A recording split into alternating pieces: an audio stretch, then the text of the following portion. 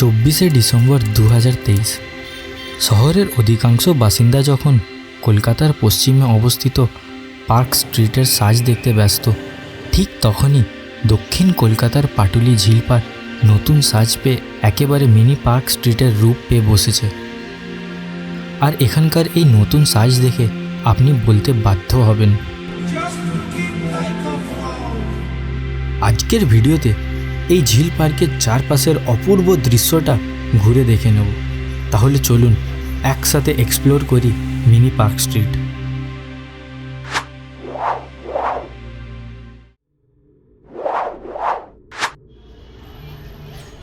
পাটুলি ঝিল পার্কটি পশ্চিমবঙ্গের প্রাণকেন্দ্র কলকাতার দক্ষিণ ভাগে অবস্থিত। এলাকাটি গড়িয়ার বৈষ্ণবঘাটা পাটুলি টাউনশিপের অন্তর্গত। ঝিল পার্কটি বাইপাস রোডের সমান্তরালে রয়েছে। বাইপাস রোড সংলগ্ন হয় এখানে পৌঁছানো খুবই সহজ। বাস, ট্রেন, মেট্রো, ক্যাব সব মাধ্যমেই এখানে অনায়াসে পৌঁছতে পারবেন।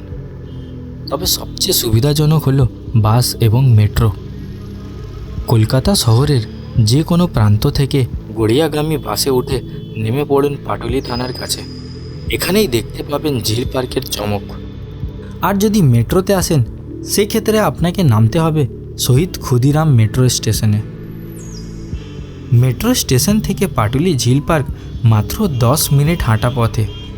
তাছাড়া অটো কিংবা টোটোও পেয়ে যাবেন মেট্রোর বাইরে থেকে। তবে আমরা বিকেল 4:45 নাগাদ বাড়ি থেকে রওনা দিলাম বাইকে। উঠলাম রাসবিহারী কানেক্টর রোডে। এখান থেকে অ্যাক্রোপলিস মল পার করে সোজা এগিয়ে পৌঁছলাম রবি ঠাকুর মোড়ে। রবি ঠাকুর মোড় থেকে ডান দিকে বাঁক নিয়ে উঠলাম ইএম বাইপাস রোডে। বাইপাস রোড বরাবর গড়িয়ার দিকে সোজা এগিয়ে গেলাম। অভিষিক্তা, কালিকাপুর, মুকুন্দপুর, অজয়নগর, সত্যজিৎ রায় ফিল্ম ইনস্টিটিউট পার করে উঠলাম বাঘাযতীন ব্রিজে।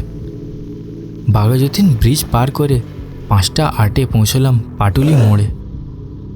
মোড় থেকে ডান দিকে ইউটার্ন নিয়ে ঝিল পার্ক প্রাঙ্গণে পৌঁছলাম। প্রথম দেখাতেই ঝিল পার্কের চমকপ্রদ সৌন্দর্য দেখে চোখ ধাঁধিয়ে গেল আমার। ঝিল পার্ক বরাবর এগিয়ে ফুড কোর্টের পরেই রয়েছে পার্কিংয়ের জায়গা। তবে আমরা পিছন দিকে এগোলাম। ঝিল পার্কের বিপরীতের রাস্তায়ও রয়েছে পার্কিংয়ের ব্যবস্থা। আমরাও এখানে বাইক রাখলাম। ঝিল পার্কের পিছনে এখানে রয়েছে একটি চায়ের দোকান আর জমছে আড্ডা। চা দোকানের বিপরীতে রয়েছে পাটুলির আড্ডা। চাইলে এখানেও আড্ডা জমাতে পারেন।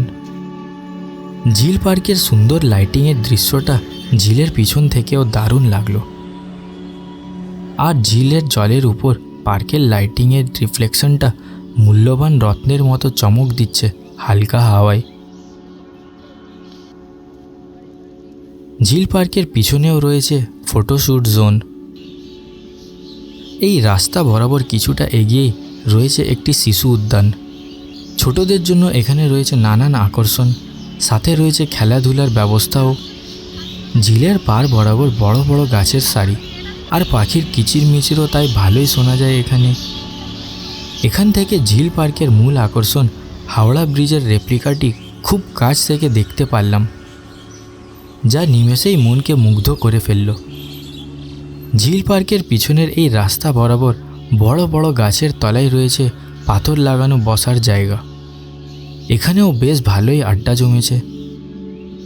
দীর্ঘ এই ঝিলধারের রাস্তা শেষ করে উঠলাম রোড সাইডের ফুটপাথে। বাম দিকে রয়েছে একটি সুলভ শৌচালয় আর এই টয়লেটের পরেই রয়েছে সিনিয়র সিটিজেনদের বসার জায়গা। এখানে বেশ কয়েকটি পানির ফোয়ারাও রয়েছে।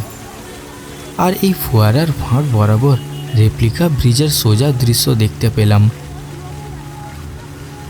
ফাউন্টেনগুলো পার করে বাম দিকের রাস্তার ধারেই এই ঝিল পার্কের আসল সাজটা দেখতে পেলাম। লোকের ভিড়ও রয়েছে দেখার মতো। শীতের আমেজে সবাই ঝিল পাড়ের এই মিনি পার্ক স্ট্রিটের দৃশ্য উপভোগ করতে ব্যস্ত। আমরাও যোগ দিলাম এই ভিড়ের মাঝে।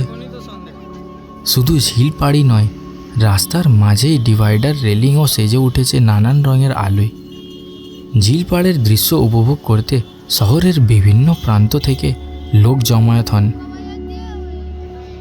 তবে বড়দিন উপলক্ষে এখানকার আলোকসজ্জা সহ অন্যান্য আকর্ষণগুলিকে বিশেষভাবে নতুন রূপ দেওয়া হয়েছে, যা সাধারণ লোক সহ কন্টেন্ট ক্রিয়েটরদেরও এখানে ফটো ভিডিও শ্যুট করতে বাধ্য করে তুলেছে। তাছাড়া এখানে রয়েছে নানান রকমের স্ট্যাচু সহ দক্ষিণেশ্বর মন্দিরের রেপ্লিকা, রয়েছে আমার ভালোবাসার শহর কলকাতা সেলফি জোন, রয়েছে অশ্বরথবাহী স্বামী বিবেকানন্দের স্ট্যাচু, আরও কত কিছু। এখানেই মাঝে কিছুটা জায়গা জুড়ে বড়দিন উপলক্ষে ছোটদের জন্য একটি প্রোগ্রামের আয়োজনও চলছে।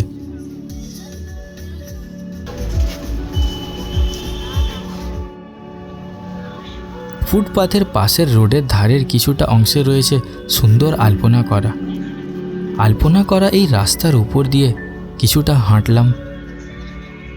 স্বামী বিবেকানন্দের স্ট্যাচুর ঠিক পরেই রয়েছে নানান রকমের ফুড স্টল, যার প্রথমেই আছে নচিকেতা। তবে একটু পকেট ফ্রেন্ডলি অপশান চাইলে রাস্তার ধারে নানান রকমের খাওয়ার টেম্পোরারি স্টল পেয়ে যাবেন। ঘন্টা দুয়েক এই ঝিল পার্কের দৃশ্য উপভোগ করে নচিকেতার পাশের রাস্তা বরাবর এগোলাম পেছনের বাইক পার্কিংয়ের কাছে। পার্কিং থেকে বাইক নিয়ে ঝিল পার্কে বিদায় জানিয়ে ফেরত রওনা হলাম। ভিডিওটি কেমন লাগলো কমেন্ট করে জানাবেন। ভালো লাগলে একটি লাইক দিয়ে দেবেন আর বন্ধুদের সাথে শেয়ার করে দেবেন। আমাদের চ্যানেলে নতুন হলে চ্যানেলটি সাবস্ক্রাইব করে দেবেন, সাথে পাশে থাকা বেল আইকনটিও প্রেস করে দেবেন যে কোনো ভিডিওর নোটিফিকেশন সবার আগে পেতে। আজকের মতো এখানেই শেষ, দেখা হচ্ছে নতুন ভিডিওতে। টিল দেন সুস্থ থাকুন আর ঘুরতে থাকুন।